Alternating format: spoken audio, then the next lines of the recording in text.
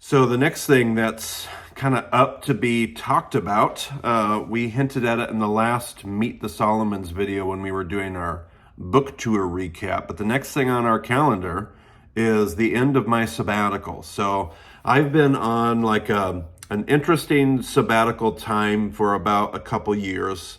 Part of me living like a Torah observant lifestyle is trying to let the principles of Torah kind of guide the practice of my life. And so last year, not this Jewish calendar year, but last calendar year in the Jewish calendar was what's called Shemitah, and that's the Sabbath year. It comes around every 7 years. Now that really doesn't mean a whole lot. The rabbis decided years and years ago, I think centuries ago during the time of the Talmud, they decided that Shemitah is connected to the physical land, the land of Israel, the land of God's people. And so unless you live in the land, rabbinically speaking, there's nothing that you necessarily follow as far as letting your land lie fallow, or none of the Shemitah laws apply directly. I still have always loved to let that that rhythm and that principle kind of guide my practice, not because it's covenantally binding, but because it's just a great idea and a great rhythm every 7 years. At Impact Campus Ministries, we actually we have it's a mandatory policy in our policy and procedure manual. We require all of our staff to take a sabbatical every 7 years. And again, I feel like that's modeled after this same Levitical principle that we find in Torah. Seems like a good time frame and a good rhythm to observe. So that's what I did last calendar year. The theme of that year, we basically started some new practices. We stopped doing a few things during the year. We don't fundraise actively during that time period because that's the closest thing to a harvest that we participate in. So we don't do any direct fundraising during that time. I actually kind of write about it. There was an online blog on the Bema site. I'll link it in the description of the video. If you wanted to go back to the beginning, you could see me talk more in detail and then follow throughout the year. I used that blog as kind of like a Sabbath diary, a journal of sorts, where I could talk about my experiences and reflections. You could read up on that if you wanted to. But that's what we did for the first year. The theme that kind of guided the year, we had a word, like a theme. It was listening. So it was a year of listening. It was a year of stopping. It was a year of being quiet. It was a year of reflecting and doing a whole lot more practices and disciplines and rhythms that were about, rather than activity and production, how can we hear the things that God's trying to tell us and show us and say to us and all those kind of things. So that's what we did and then the next year was just a year that I picked a long time ago as, there's probably going to be one cycle in my life that needs to be a Jubilee. And so years and years ago, 2 Sabbath year cycles ago, almost 14 years ago, we just identified this year as the year of Jubilee for us. Again, not in a Torah observant, covenantally binding kind of way, just as a principle. And so this has been that second year where the theme, if last year's theme was listening, this year's theme has been gratitude, celebration, jubilee, joy, freedom, setting things free, putting things back in their proper place, all that kind of stuff. And so that's been the principles that have guided this second year. Now, over the course of these 2 years, it's been a great time. Like I started studying Hebrew. I did a round of therapy, and then the rest of my time has been spent with a new spiritual director. We did a lot of intentional things to help us get into the Sabbath space, and you could read more about that. But one of the things that was a struggle the entire time, and not a surprise, it's not a surprise, but one of the things that was a struggle for me and for us was finding like the sabbatical part of sabbatical, like the rest, the stopping, the margin, we changed a lot of rhythms, we changed a lot of postures, we changed some practices. All of them worked. It was beautiful. The one thing that didn't work and the one thing we missed was the ability to just stop and just be. And so the team at Impact, my executive team, suggested that at the end of the 2 years, I needed to take 100 days, just over 3 months, 100-day step away to accomplish the one part of sabbatical that we hadn't accomplished yet. And so that's what we're going to do. We're entering a 100-day step away from Memorial Day to Labor Day. I'm gonna be off the grid. I'm gonna be out of my emails. I'm not gonna be responding to messages. I'm gonna be taking a break because that's something that's really important and something that we need to do. Now, this whole time, the whole 2-year period and this 100 days has come with a proposal and a plan. At Impact, we call our sabbaticals working sabbaticals, which everybody laughs at, but it's not designed to be funny. What we mean by that is typically when you think of sabbatical, when you think of ministers going on sabbatical, it's like a big vacation and it's pretty unstructured because everybody's like, well, it should be unstructured. Like, what's the point? And what happens is you take this big, long vacation, you never really rest. It never really is successful. And you get done and you feel almost as tired as you were when you began because you didn't really plan for that restful space. And so part of what we do at Impact with all of our sabbaticals is we have to submit a proposal and a plan before we get started. So there's a plan that helps us get into sabbatical, and it helps us be in sabbatical and know what we're trying to accomplish. And then there's a plan for coming out of sabbatical. And that's a part of what we do at Impact. And so there's a plan behind these 100 days. I'm not just going away on a 100-day vacation. There are some things that we identified in our proposal that we wanted to, I'm going to stay with my spiritual director. In fact, I'm going to partake in what's called the 19th annotation, which is an expression of Ignatian spirituality. It's part of the reason I moved to Cincinnati was to partner with some friends at Xavier and learn more about the Jesuits and Ignatian spirituality. I think they're onto some things that I want to be about, and I want to learn from them. I'm not becoming a Jesuit. I just want to learn from their tradition, and I think there's some beautiful things there. So a lot of my time is going to be spent there. There is some intentional family vacation, 3 different trips that we're taking, one with my son's bar mitzvah, and one just a family vacation, and then one more family vacation before school starts in August. And so all those things are coming together, and it's wonderful. It's beautiful. But that's our time. And I could go into more detail, but what you need to know is that from Memorial Day to Labor Day, I'm stepping away. So what that means is that I've been spending the whole month of May producing content, getting a bunch of content in the hopper, staying nice and ahead. I'm usually always 2 or 3 months ahead on our podcast recording, on all that kind of stuff. But we're making sure that we have everything for the summer taken care of. So your podcast is going to keep coming. We're actually about ready to close up session 6. There's an announcement for you. We're just about ready to launch season 7, everybody. And we're going to do something pretty special, I think, for season 7, because it's the 7th season. So we probably should do something for season number 7. And I'm on sabbatical, so we should probably do something Sabbathy. That feels very Bema-like to me. So that's coming. But we're recording all of session 7 before I leave. So that will keep coming. You're not going to lose your podcast. I'm going to make a bunch of YouTube videos before I leave. They may slow down some. I usually try to post a YouTube video every 7 to 10 days.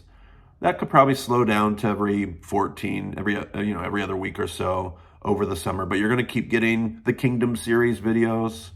Those are all going to be, produced before I leave.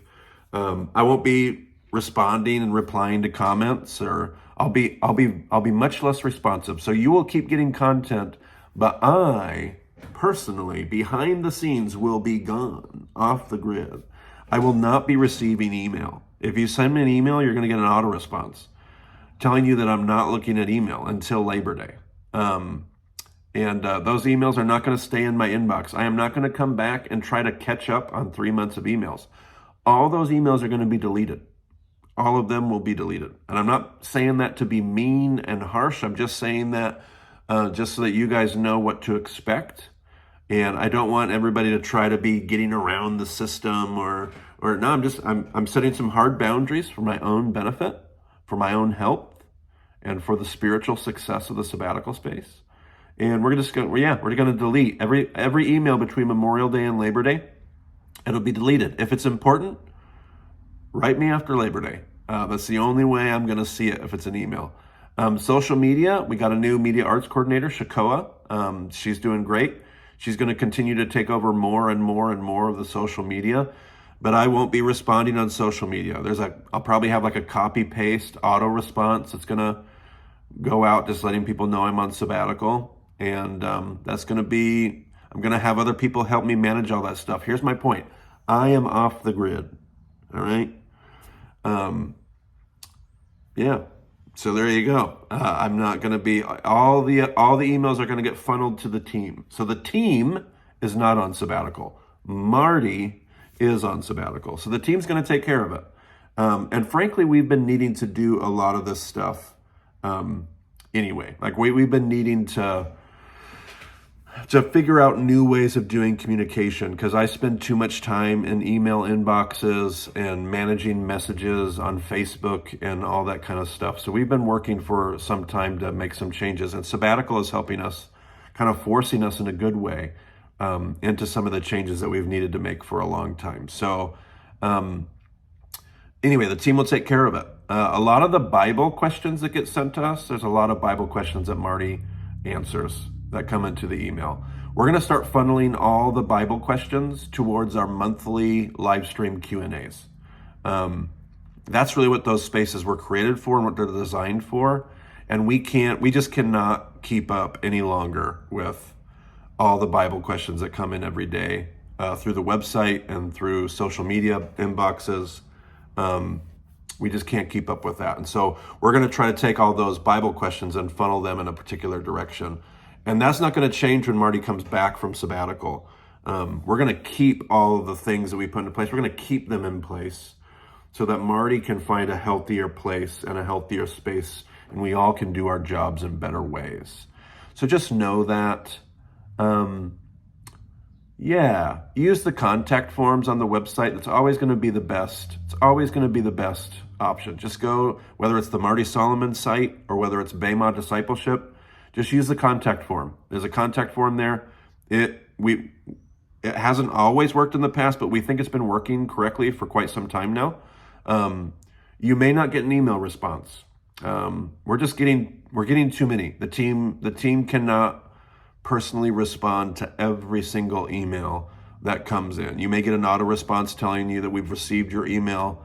But as far as expectation, don't necessarily expect that we're going to respond to every email personally. We are going to try to make sure we respond to any emails about groups, discussion groups. Those are a priority for us because that's a big part of what you guys are doing. So we're going to prioritize those messages. We're going to prioritize messages for people that have questions or problems with our donor systems. Obviously, that's important for people. So we're going to prioritize some of those messages. If you're emailing us just to be angry about the fact that I mentioned Rob Bell, you're probably not going to get a response over that kind of an email. Just to say that we get your emails, we will see your emails. We see every single email that comes in, and we'll funnel it to all the right places and get your questions answered and all of those things. But we may not answer every single email going forward. We used to try to do that. I used to do that personally, just me.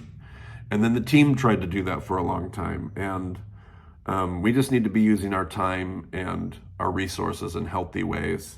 And answering every single email that comes in may not be the best use of that time. So let's see here. What else can I say? I've got some notes that I need to make sure I cover all the goodies. All emails will be read. Again, unless our online form malfunctions, but we think it's been months and months. It's almost been a year, maybe more than a year. I don't know. It's been a long time since we think we've had any malfunctions with our online form. Make sure you put your email address in correctly.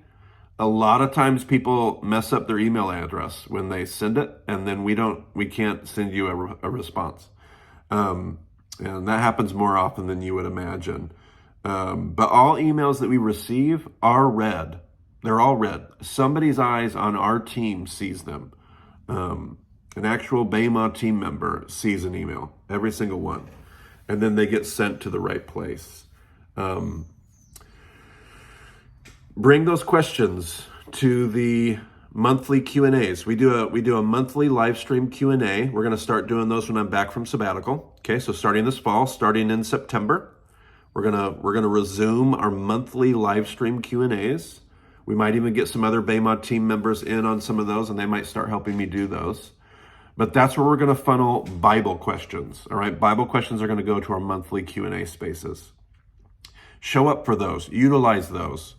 Don't try to work around the system, okay? Because that just is very frustrating, personally. A lot of people will try to work around it and find me on, Instagram direct message. Not that you can't message me, but sometimes people are literally trying to work around the system and get their own personal, whatever. Don't do that. Don't do that. It's not healthy for you, and it's not healthy for us. And we're going to try to create avenues that work, and just respect that. Respect the systems use the systems. Please don't go away. Please don't go away. Engage in the ways that hopefully work the best for all of us. We have our contact forms on the website. We have the Slack community. If you're into digital Slack workspace, it's a great spot to be able to talk to other people. It's not the spot where you're going to be able to talk to Marty and Brent all the time. That's not what Slack is. But Slack is a place where we have about 2,000 or 3,000 people. A couple hundred of them are active. There's 2,000 or 3,000 on Slack, but a couple hundred of them are active on the workspace, and you can interact with a couple hundred people that listen to BEMA and love to talk and chat digitally. If that's the kind of space that you enjoy, do that. You will get an email back for discussion groups, putting your groups on the map, making changes, anything like that. You will get an email back if you have any questions about canceling a donation, finding our donor systems, any of that kind of stuff. You will want to sign up for the BEMA Messenger. It's a monthly email. I know. Nobody wants more email, and we don't send it out every week. It shows up once a month. And I know that nobody sees email newsletters, but it is the way that we try to communicate. You can see where I'm traveling. You can see whether people are I didn't know you were in town. Well, the BEMA Messenger tells you 3 months in advance before I'm coming to your area. So it's where you can see if I'm going to be in your neck of the woods, if I'm going to be around, and you want to send a message and say, hey, I'd love to meet with Marty. He's coming to Charlotte, That's where you can find out where that stuff is going on. The other place you can go is the news tab on the website, or if you want to make it easy, BEMAevents.com. BEMAevents.com. I'm going to put all this stuff in the description of the video, okay? It's all going to be there for you. But BEMAevents.com is basically all the events that we have coming up. Anything that you need to know about, live stream Q&As, what platform is it going to be on, what time, where is Brent going on his next trip, hey, Brian's coming to town. All of that stuff is in the messenger and at BEMAevents.com, okay? We do have an FAQ section over on the subscribe tab on the website. Has 4 or 5 of our most commonly asked questions. We also have I created 3 videos of commonly asked questions that are on this YouTube channel. I'll link that in the description as well. So there are FAQ videos. We're going to try to do more and more and more of those just because it's an easy way to answer questions and can be super helpful. So yeah, I think that, I'm looking at my notes, I think that might be everything. The big ideas, just to review, I'm going on sabbatical. So hooray, join me. Pray with me. We're going to post on that blog that I mentioned earlier. We are, in about 2 weeks, we're posting how you can pray for me for sabbatical. So that will be up there. You can follow that if you want to. But I'm on sabbatical from Memorial Day to Labor Day, 100 days off the grid. You're not going to be able to reach me. I'm not engaging. I'm on sabbatical. Second, because of that, we're changing the way that our communication channels function. And we're not just changing them for the summer, but we're kind of changing them for good. And you can help us make those successful. It'll be successful when we all lean into it and celebrate it. So that's the update. That's it for sabbatical. Pray for us. Thanks for supporting all the stuff that we do. We're going to keep content coming your way. Sabbatical is one thing that we do to make sure that I stay healthy, which means, that turns around into great BEMA material and content as well. So anyway, hope that's all helpful. That's a little update on our lives. We're going to have some videos posted throughout the summer, and then I'll talk to you in a few months. How about that? I'll talk to you after Labor Day, okay? All right, we'll see you then. Thanks, everybody.